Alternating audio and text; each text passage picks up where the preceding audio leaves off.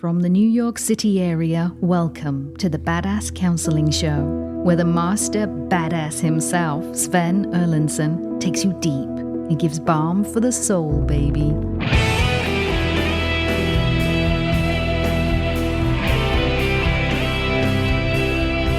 Hi guys, it's great to have you here. This is the Badass Counseling Show. As you picked up from the trailer, my name is Sven Erlandson.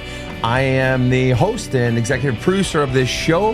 Whether you are tuning in from down under or way up north in the northern reaches of Canada and Scandinavia, it's great to have you here all across the U.S. and Europe, South Africa. We have listeners around the world, and it's just such a delight to have you with us. I am joined in studio by KC, the fine brain over in the booth, and Rob the Rocket right next to me. Good day, sir. How are you today? I feel like $1 million. Any earworms this week, Rob? No earworms, but I'll think of one and I'll quiz you and you'll put it right back on me. And I'll get it wrong because you always pull one out of your butt that I can never think of. So I'm not prepared to discuss pulling things out of my butt. But only putting them in. All right. Enough nonsense. We have some work to do here today, folks. Rob, we have two guests on the show today. Tell us about Zena and Corrine. All right, Sven, I would be happy to. First of all, Zena, you've asked for her first. Zena said, I cheated on my alcoholic husband for a year before he found out. I had begged for things to change for years before stepping out of the marriage. He told our 15-year-old daughter everything, and she didn't speak to me for about 4 months. Then everything was fine for about 4 months, but now she isn't speaking to me again. She is now 17 years old. I bought her a car before she stopped talking to me, but then she cut me off, and she wouldn't even come to get the car. I've tried everything, read all the books. My kids are my life, and I don't know what to do. Meanwhile, I'm still together with the guy I cheated with, and I keep going back to him, even though I've suffered narcissistic abuse from him. I know that if I had my daughter in my life, I could stay strong, but I am so weak from missing her that I keep going back.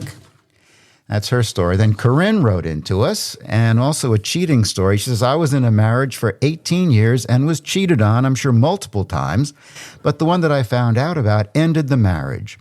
My now ex-husband decided he didn't need to change after our marriage counselor told him he did nothing wrong. I then jumped way too quickly into a new relationship and fell head over heels in love. He was amazing for 4 months and got me hooked. Then I caught him cheating after about 10 months and forgave him because he said all the right things. Then I kept catching him cheating over the next 9 months over and over again. I kept forgiving him, destroying myself in the process while doing everything I could to keep him. I am finally trying to break free after catching him with another woman in his bed. I am heartbroken and keep trying to figure out what is wrong with me. What did I do wrong? I have no self-confidence now and fear that any man I might start seeing in the future is going to cheat. I'm broken, I don't know what to do, and all the while this man is trying to win me back while continuing to be on dating sites. I feel I'm going to be alone for the rest of my life because how do I trust anyone ever again? Zena and Corrine, welcome to the show. Thank you. Hi, thank you. Now, for our listeners, Zena and Corrine did not know each other prior to this show. They do not know each other now. And they had no idea that they would be both on the show for the same reason, but for sort of opposite reasons.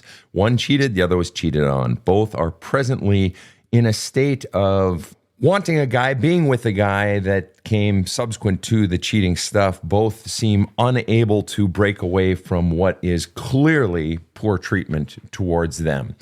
Zena, I'm going to get to you first. You make the statement at the end of your paragraph, I keep going back to him even though I know I have suffered narcissistic abuse from him. And this is not your ex. This is the person you cheated with. I know if I had my daughter in my life, I could stay strong, but I'm so weak from missing her that I keep going back. Just out of curiosity, you almost seem to be saying two different things. I know that if I had my daughter in my life, I could be strong, as if my daughter is my sort of innate sense of strength. But then in the next sentence you say, but I'm so weak from missing her that I keep going back to the man. So is your weakness because you miss your daughter?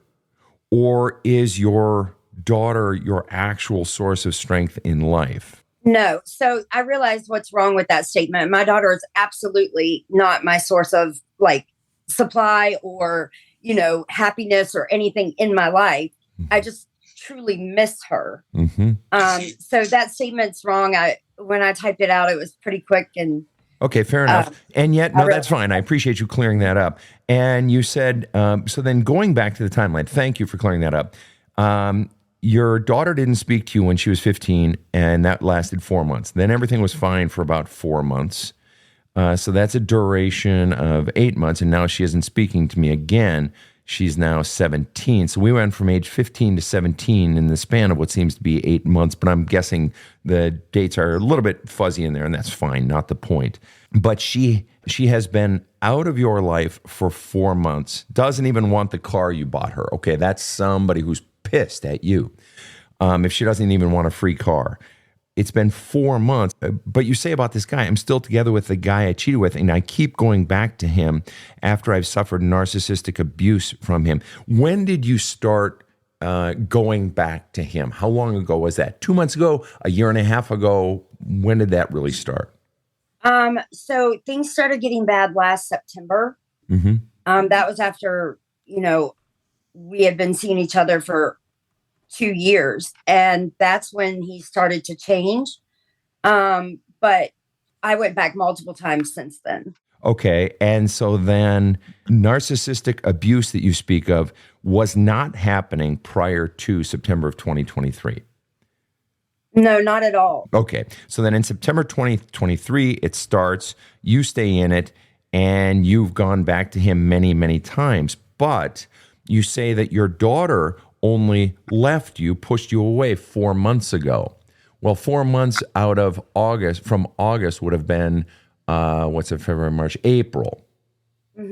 So your daughter's only been out of your life since April, but you kept going back to this guy since September, October, November, December, January, February, March, April. So what that says is you say to me in your sentence, I know if I had my daughter in my life, I could stay strong. That's not true. Because for September, October, November, December, January, February, March, April, you weren't strong and she was in your life. So help me understand why that is, why you were going back to him, even though you weren't missing your daughter at the time, because your daughter was in your life. So why did you keep going back to him? Because at first I was so shocked that somebody that I had known that long had never been like that with me. And I really seriously think he loves me, and he's going through a lot also. He's been divorced a long time, and he's going back through a custody case because she's just not a good person, and he's trying to get his kids full time. And so how does that relate to you? It doesn't, but that was his excuse. And that's okay. I'm not dogging you, but what I want to know is, you said it initially registered as shock, okay? But then you kept going back for what appears to be roughly 7 months before your daughter ever leaves you, and you kept going back to him.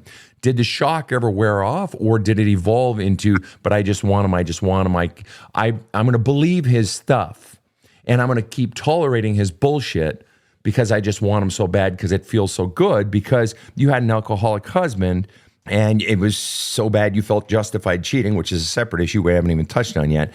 You had shitty life, and you had this good thing with this guy for 2 years, and then it turns to shit. And I kept going back because maybe it'll go back to the good stuff because the good stuff feels so good, right? Exactly. Okay, fair enough.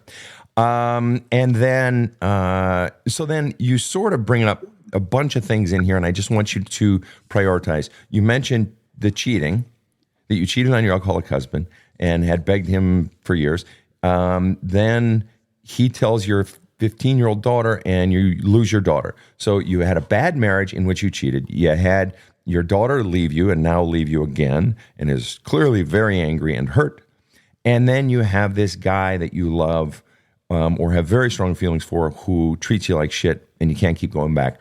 What, if you were to rank order those in terms of difficulty for you, which is it? Shitty marriage of a long time in your past for which you felt justified cheating, daughter has left you, or guy you love doesn't want to treat you well. Now, I know the proper answer is to say, well, it's my daughter doesn't want me. But what's the real answer? Maybe that is the real answer, but what's the real answer? What's the hardest for you, the greatest source of pain presently? The greatest source of pain is definitely my daughter right now. I've read, when I say I've read all the books, I've read so many things. I've watched your videos.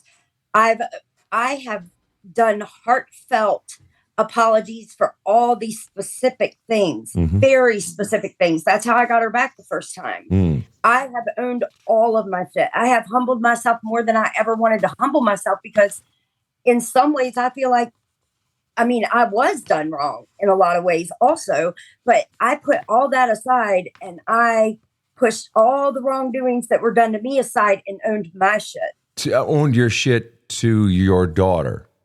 To my daughter. I owned the affair. I owned the lies. I owned the deceit. I owned ripping apart our family, even though it really wasn't me that ripped apart our family, but it was. I owned it all. Okay, fair enough. And so the biggest one for you is the loss of your daughter presently at age 17. Okay, got it. We're going to put a pause on that, Zena. And Karin, we're going to shift over to you. Karin, you say that you were in a marriage for 18 years and you were cheated on. And my now ex-husband decided he didn't need to change after our marriage counselor told him he did nothing wrong. I just have to hear, Karin. I got to hear, what the fuck is that? I'm not sure. We had, our separate sessions with our counselor to start with. And our counselor basically told him, like, there's nothing to be ashamed of. You did nothing wrong. People make mistakes and it's okay. And you are ready to scream bloody murder, I'll bet. Yeah. Oh, Lord. Okay. Yeah. So you did not cheat in the marriage. Is that correct? No. Okay. Yeah, correct. We have established that. 18 years cheated on. He had no intention of owning his shit. And then you jumped way too quickly into a new relationship and fell head over heels in love. Let me ask, the short answer, why? I was lonely. There you go. Okay. I had been with my ex-husband since I was 19. Mm-hmm. Never been on my own. Oh, wow. Yeah. Okay. So here you are. So since you were 19, so roughly at the time of the divorce, you're roughly 37. Yep. Okay. Jump in. 4 months, he got you hooked and caught him cheating about 10 months and forgave him because he said all the right things. All right. Sounds like both of you know a little bit about that. And all those right things sure feel good. I'm sorry. I'll change. I didn't mean it. You're the best. Was that roughly what we're talking about? That food? Yep, exactly. That You're food the best group. thing that ever happened to me. I don't know what I'd do without you. And you had wanted to hear those fucking messages for 19 years at that point, 18 years at that point, right? And so you're getting all that attention, the promises, and I'll do better, and you're the best. Oh my God, you're so beautiful and so smart and so charming, and I just love your dirty toenails. They're the best dirty toenails in the world, or whatever the hell it was. All right. Yeah. And exactly. So you forgave him. Then I kept catching him cheating over the next 9 months, over and over again. I kept forgiving him, destroying myself in the process while doing everything I could. Okay. So at this point where it keeps happening, what was going on inside of you? What are you feeling when this keeps happening? Broken, really broken. And he kept saying, it was the same thing. I don't know what's wrong with me. I don't know why I keep doing this. I just self-sabotage. It was all the poor me. Like, I was abused as a child. I don't know how to fix me. Understood. And so then it just got so bad that I'm now finally trying to break free after catching him with another woman in his bed. So obviously he's not real bright either if he keeps getting caught at it Right. again and again. I mean, seriously, where's the learning curve? Where's the AI here of I need to learn? Okay, anyway. It's like he got worse. It got worse. Well, you know, he got lazy. But isn't that really okay, Karin, that's actually a really good point, isn't it? Why would I put in effort to not get caught? Karin doesn't give a shit. Fuck it. Why should I give a shit? I mean, in a way, it's almost more insulting. It hurts more to know that he didn't even feel the need to try anymore because he knew he got a good get out of jail free pass. Every single time. Every single time. Does it hurt to think about that? Yeah. Yeah. It does. Yeah. And let me just say, I know that you're in pain. I know that because I've literally been where you are. I know what it's like to be cheated on with somebody that you cheated with. I know what it's like to want someone who treats you poorly. I have experienced that myself. And yet, for as painful as that is, and this is for both of you, for as painful as that is, that pain is necessary. Because you weren't stopping till now to look into what the fuck's going on inside of me, what's wrong with me, or what's going on, or whatever. You're just, hey, I'm fucking enjoying the ride, man. I'm getting love. Okay, I guess I can forgive. He cheated on me, whatever. It's like the pain has to get so bad that it breaks us, open. And I talk about this in, the book, There's a Hole in My Love Cup, the fuck it point. The fuck it point, where the pain gets so bad that in a way it forces us to take some new action. And so here we are, Karin, and let me ask you then, you're left, is this really what you're struggling with most? Is it that I'm heartbroken, keep trying to figure out what is wrong with me and what did I do wrong? Or is it, how do I ever trust someone again? What really is the biggest fucking presenting issue in your fucking life? What's just kicking your ass? Or what's the biggest question you're struggling with most? Or what's bringing you the greatest pain? Just like moving forward from this. Moving forward. Getting past this and stop letting him back in. Because he calls and same thing. He is going through a custody battle with his ex-wife and she's crazy and horrible. And because he has court later this month, and I know he's going to call and want me to be there. Uh-huh. And the reason at this point, and there's no shame in that, all right? We've many of us have been there. There's no shame, all right? But let me ask you, what happens inside of you? What do you feel when he gives his song and dance or has a new story or just reaches out to you? What are you feeling in those moments? It's that dopamine hit. It's that, oh my gosh, he wants me. He wants right me. In this moment. Right. He wants me right now. It doesn't matter what he did. It doesn't matter what he's going to do because I know what he's going to do. That's it. The pattern stays the same. It's in this moment. It feels good. That's exactly it. And I notice you're crying. What are you feeling right now? When I asked what you were most wanting, what's presenting most, and you said moving forward and stop letting him back in, and you're crying at that point. What's going on inside of you? What are you feeling? Stupid. I feel fucking stupid. Well, there's the self-shame. There's the self-shaming, but why the tears? When I feel stupid, I don't necessarily cry. I may say like, fuck, Sven, you're a fucking idiot. But I don't necessarily cry. What are the tears from? It hurts. What hurts the most? That your dopamine, that you have to walk away from the dopamine? Or is it that I keep doing this to myself? Really, what is the root hurt? That I keep doing this to myself. That I don't understand why these men keep cheating on me. I got cheated on in high school, that I meet this man and we're together forever. And once a woman finds something out, they do better research than the FBI and found, things where my ex-husband was, on, Craigslist hookups. He had an emotional affair like 8 years ago. He reached out to his high school love. And so I just I jump into this and it's a first relationship after my divorce and the same thing happens, but it's worse. Yeah. It's much worse. It is worse. And so you said, I keep wondering why this keeps happening to me or why men keep cheating on me, something along those lines. Didn't you say?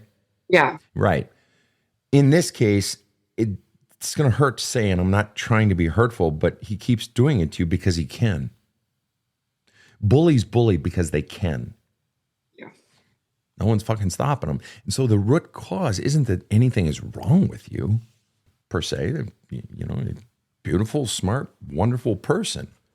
But when I'm allowing poor treatment, and one of the things I talk about in my videos is it always starts small. The mistreatment doesn't start with they're cheating on me when we're on our first date. No. It always starts small. It doesn't always start in the beginning, but it always starts small. Zena, I want to come back to you because you were nodding your head. Our listeners couldn't see it, but you were nodding your head at the point of, when Zena was talking there. And I want to find out what it was that she said that really resonated with you right after this short break. So I was telling a buddy of mine how he seems happier. He told me about the book that changed his life. So I bit. I went to the Badass Counseling website and downloaded There's a Hole in My Love Cup audiobook. I started listening to it on my commute home from work, and holy cow, it was a Louisville Slugger to the face. I literally sat in my car in the driveway night after night, listening through to the end of a chapter or doing the journaling exercises. My wife started to see changes. I started to change a lot. My default response stopped always being anger. Now I manage a team of salespeople, and I changed as a leader. I was listening more, not always just reacting. When their numbers started going up seemingly out of nowhere, I knew what the reason was. There's a Hole in My Love Cup is now required listening for any person on my sales team or working for me, and I gladly buy it for them. You gotta listen to this book. This show provides soul counseling intended to entertain and inform and is not medical advice.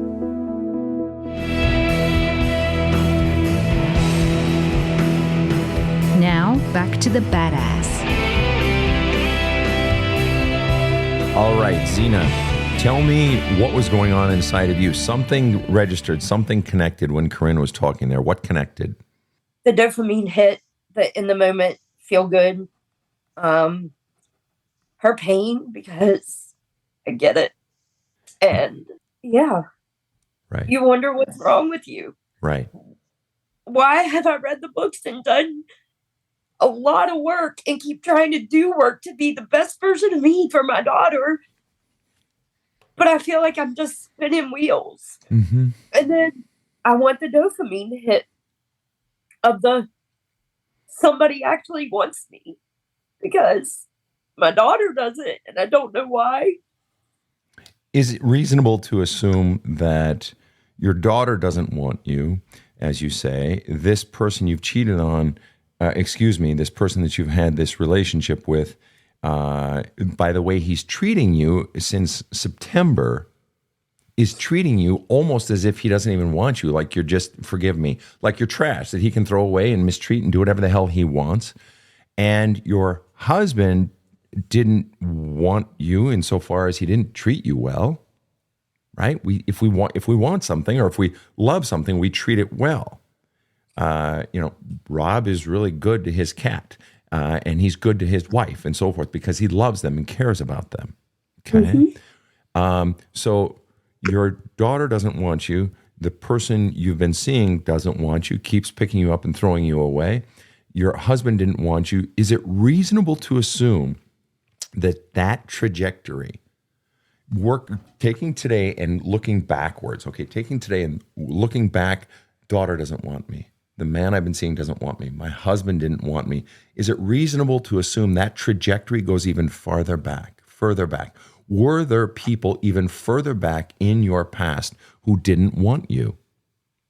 Absolutely. And who would have been the biggest person or persons in your past that made you feel unwanted or unloved?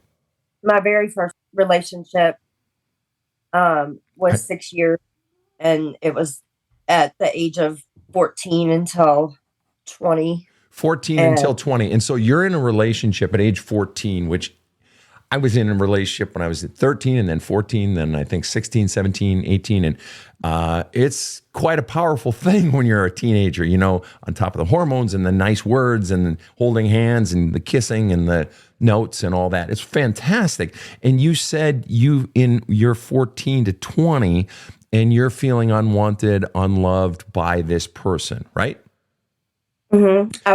I have to ask the question, if you're allowing, we were talking about allowing a minute ago with Karin, if you're allowing at 14 and 16 and 18, and there's no shame in this, I'm not scolding, nothing like that, there's no judgment. If you're allowing it at that age, why is a 14, 16, 17, 19-year-old allowing someone to treat her poorly? Because that means we're already seeing at 14 the beginning of a pattern that's now going to last a couple of decades or more. Why What was it that you were conditioned to believe about yourself that conditioned you to act in a way that allowed someone to mistreat you? I know where you're going with this, and I did counseling for years for this. But obviously the counseling didn't solve the problem. No, it didn't. But because you're still engaged in the same exact behavior that you were engaged in at age 14. So what I want to know is, who the hell conditioned you to tolerate this shit, and not just tolerate, to eat it? Who conditioned you to believe that this is the fucking best you can do? It wasn't done on purpose. Oh, wow. I love that answer so fucking much. You just played your hand, and you don't even know how much you played your hand. You didn't just admit to me that someone did do it, i.e. mom and or dad. You admitted to me that you don't want them to have to own it. They owned it. Wait a minute. You said, but they didn't do it on purpose. In other words, they did it. Somebody did it, but I know they didn't mean it, as if to let them off the hook, which is fine. You can do that. There's nothing wrong with that. But I asked you, who did this? And you said, well, they didn't mean it. Okay, so you're telling me somebody did do it. Who did it? Who made you feel unloved or unwanted, first of all? My parents. Okay. And if it were primarily one or the other, just off the top of your head, what feels like, was the one more, or was it both equally? They had to take care of my siblings. There you go. Defending them again. I don't care. I'm talking to you.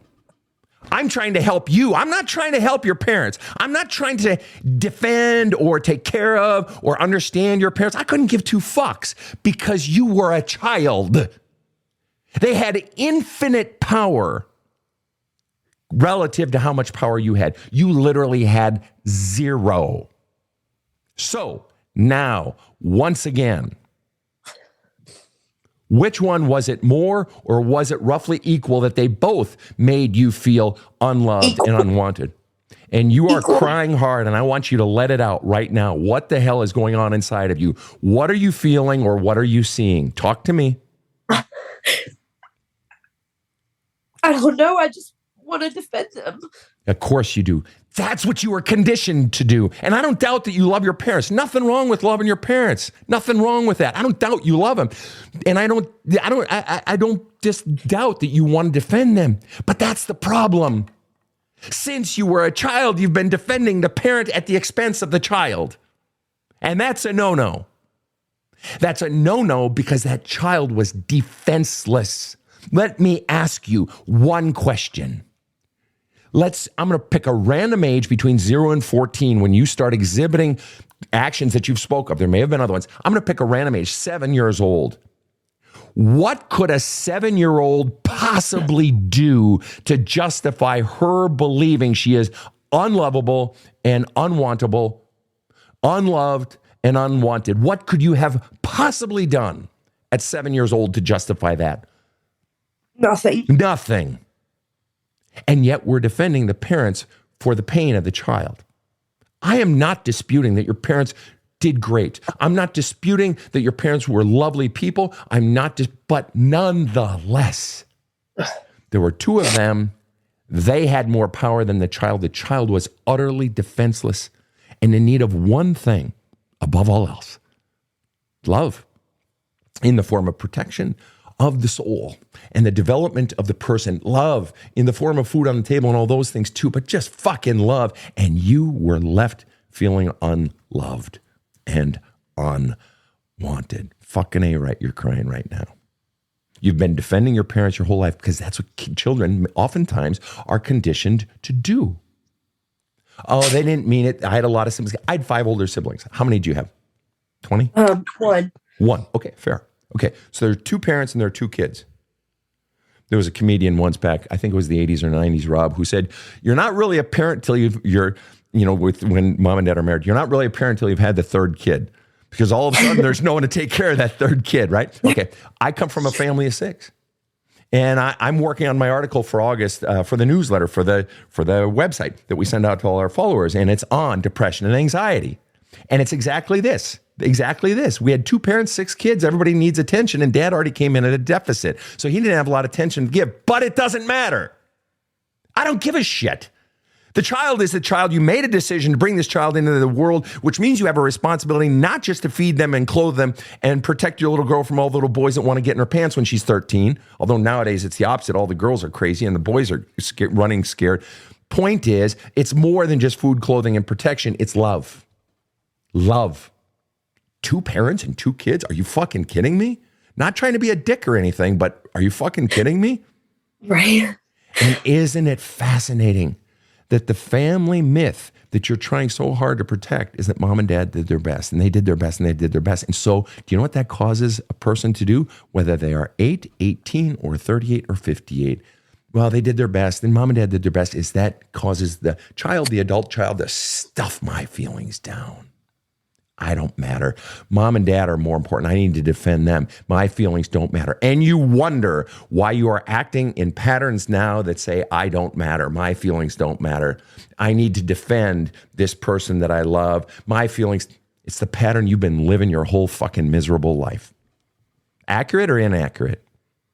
Well, my life's pretty happy. I'm not. No, it's not. No, it's not. No one who has as their core belief, I am unloved, and hence a child will believe I am unlovable. Nobody who has that, you can have all the shit in the world. And I have clients who literally have all the shit in the world. I have clients who it feels on the surface they're happy, but deep down inside of them, there is a core belief, I suck. There is a core belief, I'm unlovable. There is a core belief, I'm unwantable. And all of the actions that you have engaged in your entire life have either been driven by or infused by that belief. And you can kid yourself and think, oh, I've been happy. No, you haven't. At the root, your core belief is that everyone else's feelings are more important. My feelings don't matter. Who I am doesn't matter. Isn't important. Is unlovable. That's not a happy person.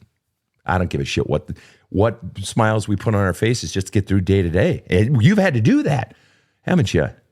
Struggle. I do it every day. Every day. That's exactly right. Karin, what the fuck is going on inside of you right now as you're listening to Zena? You're crying. Yeah. What's going on inside you? What are you feeling? It's a realization. I've always blamed my dad. Mm-hmm. Always. Mm-hmm. Because my parents got divorced when I was 5. We moved out. My mom took me and my brother out of state. And we went out every summer to see my dad until I was 10. And then after that, he wanted nothing to do with us. And then when I was 15, I wanted to have a relationship with my dad. So I reached out to him and he pretty much told me he was good. He didn't feel the same way. He literally verbally rejected you. Yeah. Basically saying, I don't want you. Yeah. But listening to her talk, I always defended my mom because she was a single mom. And my brother was always in trouble. He was always getting suspended. Sucking the oxygen out of the room. Sucking the oxygen. He was in so much pain. He was getting in trouble to try to get attention. Go ahead. Yeah. And so I always felt like I wasn't important. Exactly. It wasn't. My mom. That's right. And I Bingo. did not realize that until right now. I always defended her. She's a single mom. She's got 2 kids. My brother's a problem. And it was both my parents. That's a bingo.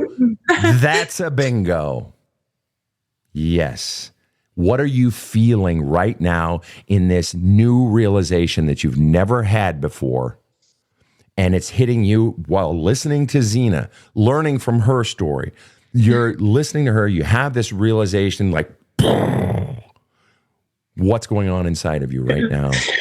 Like, oh shit, what do I do now? What are you feeling, though? Give me feeling words. What are you feeling? Sad, very sad. Sad for that little girl who wasn't important. And hoping to God my daughter doesn't feel that way. And you use the phrase, sad for that little girl who wasn't important. And we need to change that language. We need to change that language. And I know this is going to sound silly and trivial, very trivial. And when you say sad for that little girl who wasn't important, we need to change that language, Karin, to I feel sad for that little girl who was treated as if she wasn't important. Do you know of a 10-year-old, Karin, in your life? Have you ever heard of a 10-year-old who isn't important? No. Doesn't exist. Doesn't exist. That's right. You were treated against your very nature. You were a sweet, wonderful, rambunctious, ornery when you were tired, steal an extra cookie, normal, wonderful little girl, and you were treated as if you didn't matter and you were unloved. Is this accurate or inaccurate? Yeah. I don't want to put words in your mouth. And it was that dopamine hit even with my mom, because my mom was very much into sports and I played volleyball. She was at every game. She was always there when I was playing volleyball. How much did you love volleyball? I still love volleyball. I can't imagine why. I worked my ass off every practice, every day to be the best on the team so that my mom would be proud of me. There it is. And she would show up and you would have her attention. She's looking at you. Yep. You know, back in the 80s, 70s, 80s, when I was in junior high and high school, someone had said once in a magazine, and so all of us guys were saying it, when you go on your first date with a girl, always take her to a scary movie. And the reasoning in the article was because that exhilaration and that rush of chemicals in your brain, she'll then equate with you. Well, you had sort of a similar thing. You got your dopamine hit from volleyball. So you've always equated volleyball with happy and this high that you've gotten. And so as you realize this, then the sadness for that little girl who was treated as if she wasn't important. Any other feelings in there in this realization of realizing mom was just as guilty, if not more so? Well, let me ask you, and then I'm coming back to you, Zena. Let me ask you, Karin, who committed the greater crime? Dad or mom? The answer I want to give is my dad. I want to give that because, answer this first. It's always been him. It's always been him. The family myth. The family fucking myth is that dad is the bad guy. And a lot of times dads are. This isn't, men are, women are. Okay, it's not that shit. But in your case, the family myth has been dad's the bad guy, mom's the good guy. Look at mom. But you want to say that, but what do you want to say at least today? And you can change your mind a day from now, a year from now, 10 years from now. But at least for today, at this stage of this new stage that literally we just opened the chapter page today, at this new stage, what's your answer? Who committed the greater crime and why? My mom. Why? My mom. Because she was there and she had the opportunity to be more for me and do more for me. And, you know, my dad was states away. Yeah, he could have come here, but it was, it was harder for him. And she moved away. She technically moved you from him. Yeah. And I'm not saying she didn't have a reason. Obviously, she had some reason. Do we know, though? Well, do we know it wasn't malice towards him? Was her moving herself and you away from your father, was it a fuck you to him? And maybe it wasn't. But off the top of your head, if you were to guess. I don't know. Part of it maybe, but my grandparents moved out here. She was having to raise on her own. Fair enough. So at the very least, she moved you away from your father. So the family myth is bad, mom good, bad, dad bad. And as long as mom wasn't as bad as dad, she looked like the good parent. So in a way, the family myth exists to protect your mom. Yeah. And you just blew the shit out, Zena just blew the shit out of that. Whatever, all of us, some chemistry here blew the shit out of that. Zena, what's the family myth in your family? Who good, who bad, who matter, who doesn't matter? Who does the family myth protect? What's the family myth? My parents tried to protect my mentally ill brother, very much so to all of my mom's side of the family, but they're not stupid people. And my parents are, everything has to be perfect. Like, no, we don't have any problems in our family. There's no, whatever, but her family, my aunts and uncles and cousins, they're not stupid. They know. And they've seen it like the whole life. So you also felt the pressure. If everything has to be perfect, would it be reasonable to assume you also felt the pressure in your childhood to put on a happy face and to project perfect and don't let anybody know what's going on behind closed doors sort of thing? Correct. Oh, yeah. So you've got that pressure on top of it. So that makes sense then when I said earlier, you've been treated this way your entire miserable life. You're like, no, I'm happy. It's like, oh, there's the perfect projection. But isn't it interesting, Zena, something you just said? You just said I had a mentally ill brother, right? Mm-hmm. And Karin said a minute ago that she had a troublemaking brother. I think the message in all of this is that boys are bad. No, I'm teasing. The point is each of you had a sibling that for their own reasons, and perhaps unintentionally or intentionally in the case of your brother, Karin, but Zena, you each had a sibling who was sort of sucking all the oxygen out of the room. Oh, absolutely. By their mere existence, which on one hand could cause us to defend the parents, right? Because, hey, they did their best. Right? But the simple fact of the matter is, all I have to come up with then, if that's the theory, okay, that they did their best and that's why I didn't get it because, I had this sibling who was X, Y, or Z. All I would have to do to disprove that theory is find one family on earth where where there was a mentally ill sibling or where there was a problem child sibling and they still brought love and they wanted and they attended to the needs of the other child or children. In other words, because if I can find one family, and I know I can, I have clients who are this way, friends, where they have someone in the family who's, where there's a mentally ill child, but they're still very deliberate about delivering just as much love to the other kids. Okay, so in other words, what that means is it can be done, which means, forgive me, but your parents didn't do their best. They could have done better. They could have made this innocent, defenseless child feel loved, and they didn't. So let me ask you, Zena, to the best of your abilities, you're a smart person. Let me ask you, why? Why didn't they deliver love? What is the justification? Two parents, two children. What's the justification for not loving? Delivering the love such that the girl feels wanted and loved. It's generational. And I had a counselor tell me once that people do the best they can with the tools in their toolbox. And if you don't go get more tools in your toolbox. Why didn't they go get more tools into their toolbox? I know for fact that you are younger than me and therefore public libraries existed, and in public libraries, there are books on parenting. I know for a fact that in your lifetime, parenting classes have been done at churches and in schools because I've taught them. My parents taught them.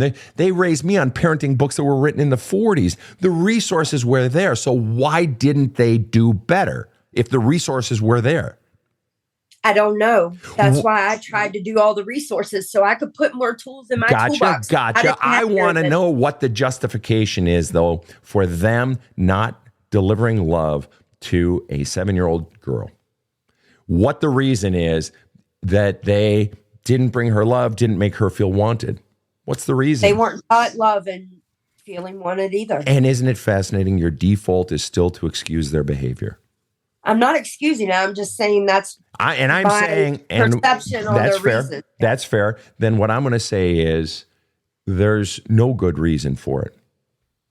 If you do not choose, and I don't mean you now, as a parent, if you choose to have a child and you don't place as the highest priority the delivering of love and protection to that child, and that doesn't mean you saturate them in love. That can go too far as well.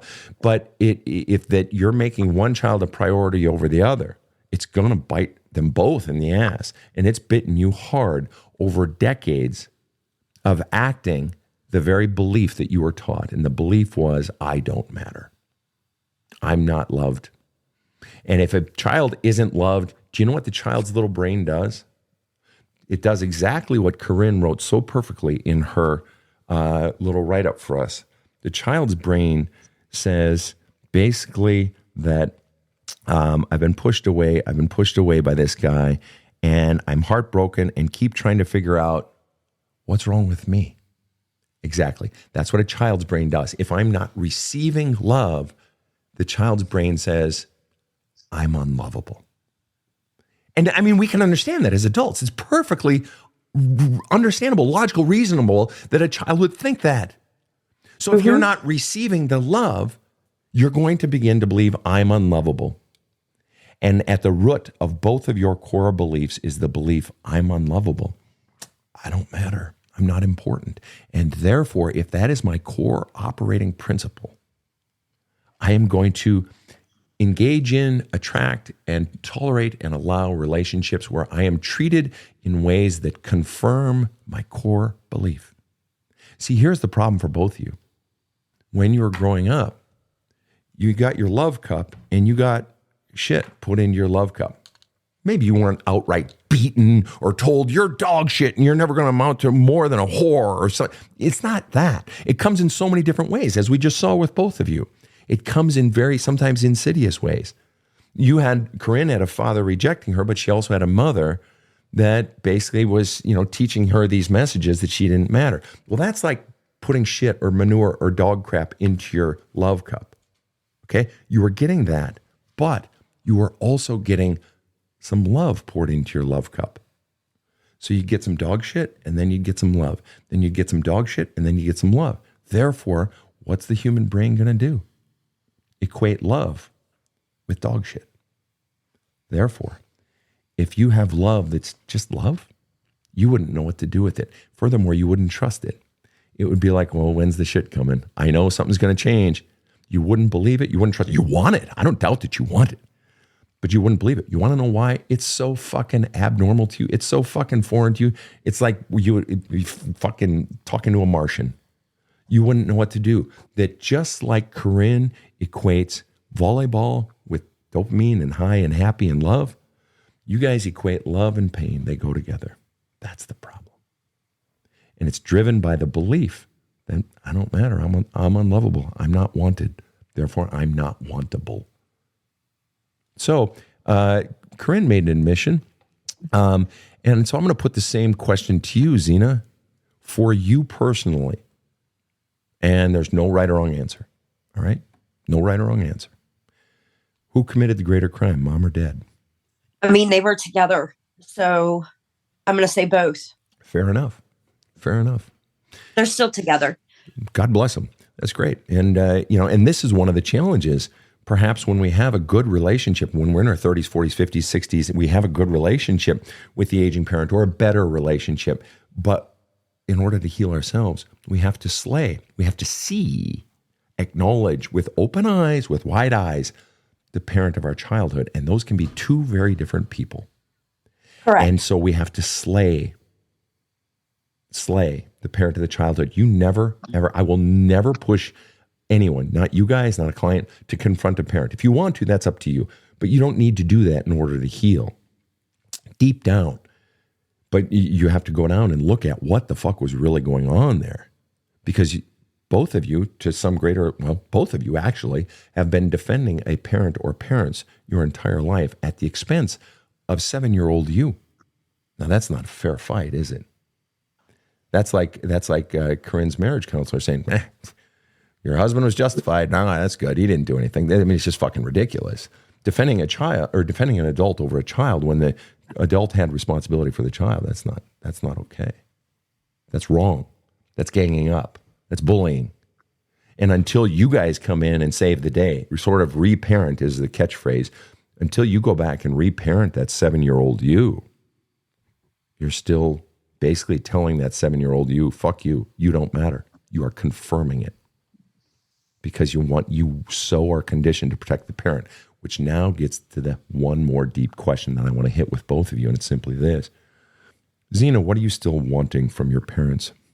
I did counseling for years, and then I got everything that I needed from my parents. Really? I got the confirmation that they did not give me what they needed to. So what do you still want from your parents? Are you saying nothing? I have everything I want from them now. They've been incredibly supportive and amazing. I see. And how do you feel about the fact that they didn't defend you and give you love when you were a child? How do you feel about that right this moment? It hurts. It still hurts. Right. And just out of curiosity, did they ever Did they ever own the fact that they made you feel unloved and unwanted as a child?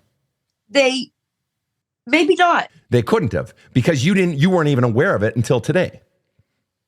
So there's no way, if they had owned it back then, you would be aware of it today, but you just had a new realization today. The light bulb went on.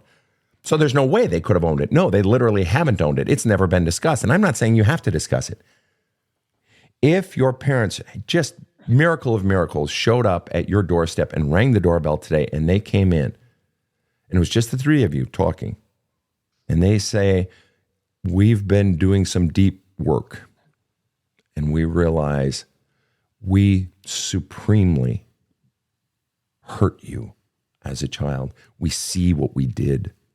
We see what we didn't do. We see how fucking lazy we were.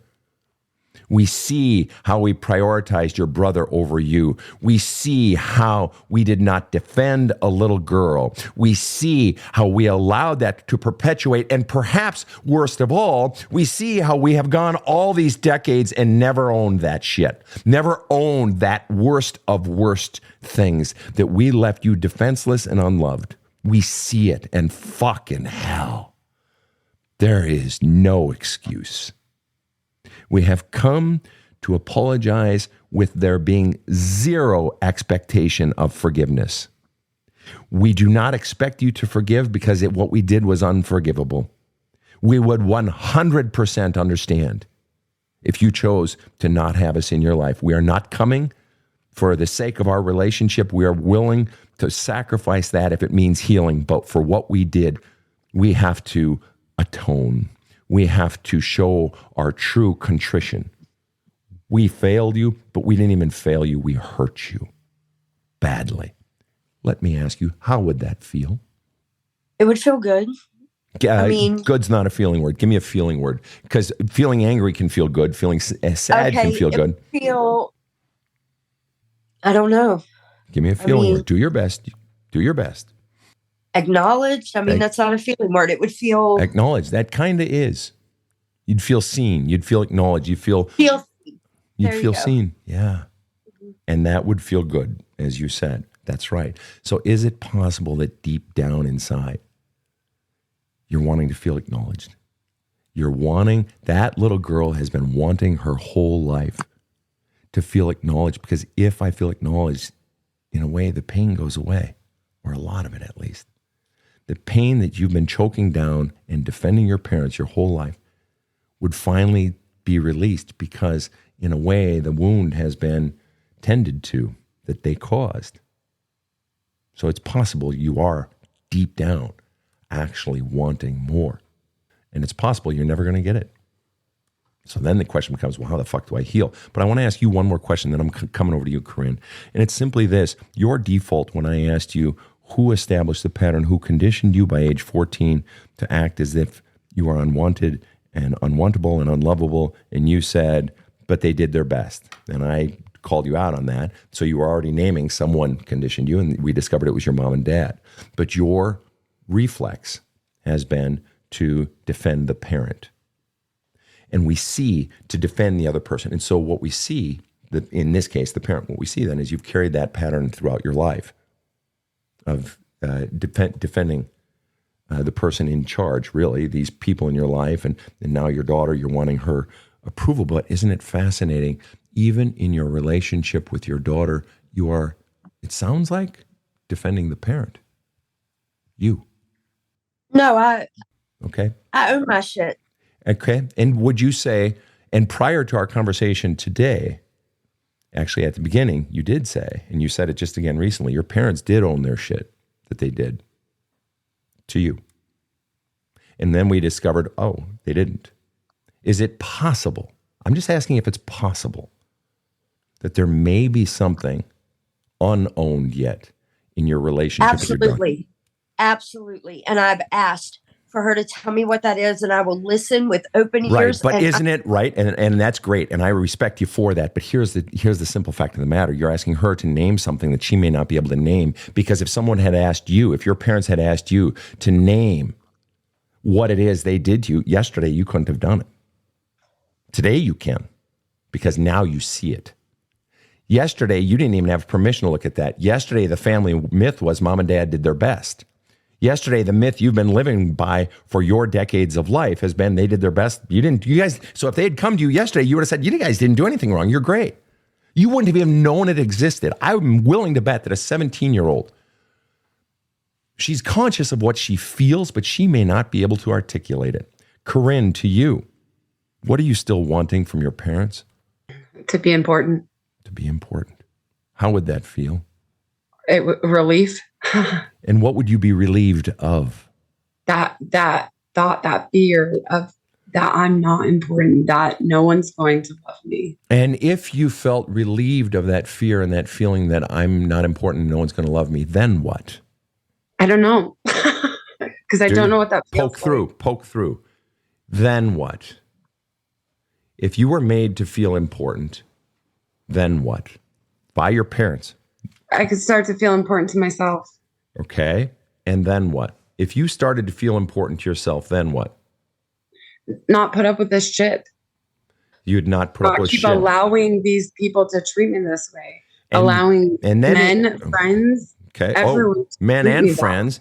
And if you stopped allowing this treatment by men and friends, then what? I could be happy. Okay. And then what? You're doing great. Then what? I could teach my daughter not to do the same shit that I've done. I can have her not ever have to feel this way. I see. So you, just as a brief aside, you're basically saying because I don't feel important and because I tolerate all this poor treatment and because I'm not happy, I can't really teach her. It's like teaching something that you've really never experienced. It's book teaching, so to speak. So if you were happy and actually teaching your daughter differently, if you were happy and not allowing, then what? Meet someone who's actually decent. And then what? And then what? You're doing great. Then what? We're just playing here. Then what? If you met someone decent, then what? Have a healthy relationship. And finally. Then what?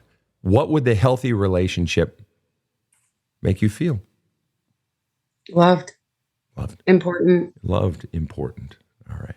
So fundamentally, in order for you to have happy relationships or to be happy and have loving and important and feeling important and having good relationships and being a better mother, all of those things hinge upon your parents making you feel important. It's almost as though your life has been at the stoplight for 3-4 decades, whatever it is. You've been stuck at a stoplight and you can't go because you're still waiting for them to put gas in your gas tank. I've been searching for someone to do that for me. Well, exactly. But the wound is still there.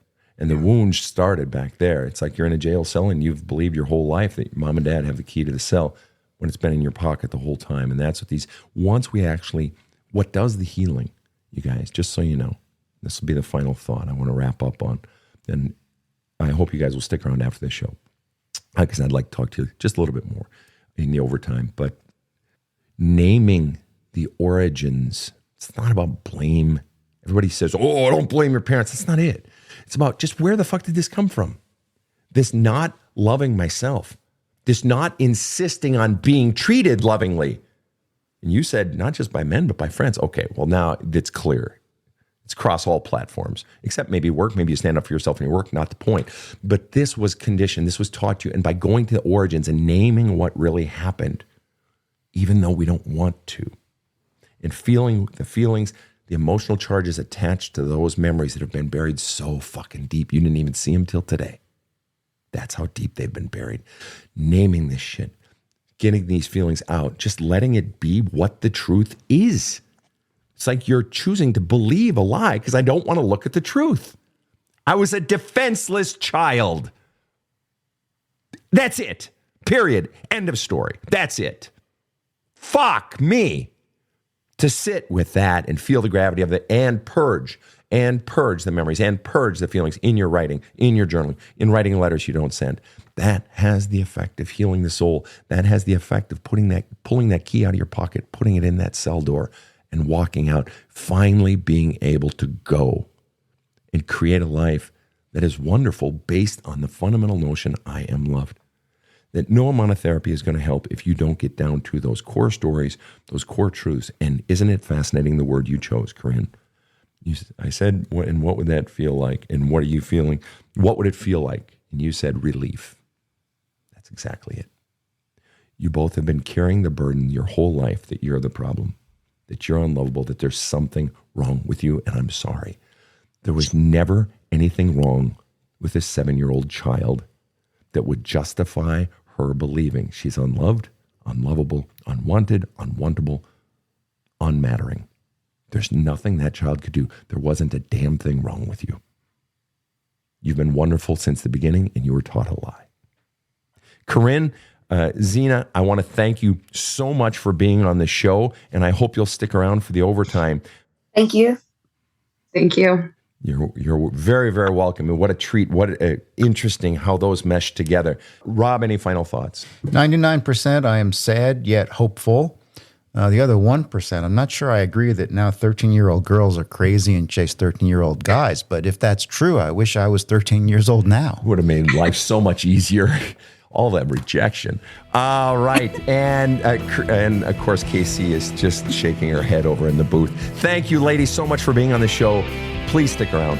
And to everyone tuning in around the world, another great episode. Thanks for tuning in, and have a kick-ass day. The Badass Counseling Show is strictly copyrighted.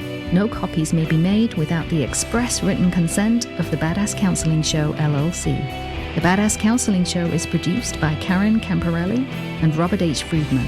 Executive producer Sven Erlandson. Original music by 2-time Emmy Award-winning composer Trevor Morris.